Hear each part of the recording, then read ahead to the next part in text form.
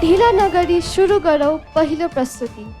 दमदार स्वरका धनी, प्रत्येक प्रस्तुतिमा जादु झार्ने, सबैलाई मोहनी लगाउने आवाजसित मञ्चमा आउँदैछन् अभिक प्रधान।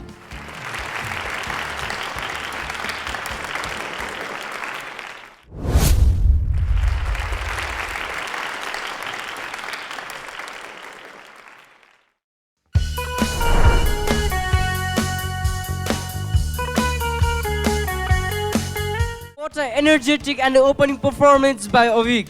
Thank you. आजको ग्रान्ड जज उत्तम प्रधान सर, तपाईँलाई अभिकको पर्फर्मेन्स कस्तो लाग्यो? अभिक नानी, तिमीले राम्रो गायौ। Thank you, sir. ओके, अझै मिठो गाउनुपर्छ, अझै राम्रो ध्यान दिनुपर्छ। अनि सानो बोतलको कोका कोला खाएको जस्तो लाग्यो मलाई। मिठो।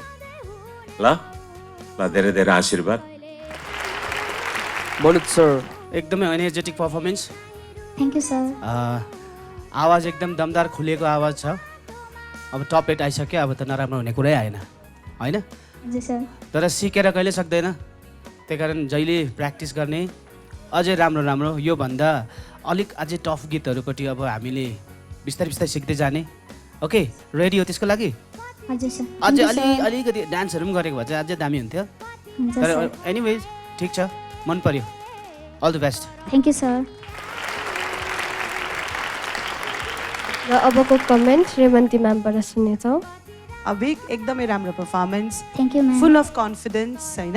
Yes, ma'am. एकदम यसलाई त अहिले त आवाज पनि अलिक मोड्युल गरेर नै गायौ तिमीले। Yes, ma'am. अनि यसरी नै हाँस्नु, यसरी नै गाउनु, तर कन्फिडेन्स चाहिँ फेरि ओभर भएर चाहिँ जानु भएन है, त्यही ब्यालेन्समा हुनुपर्छ। अनि मनोज सरले भन्नुभएको जस्तै किप प्र्याक्टिसिङ, सिक्नु छोड्नु भएन।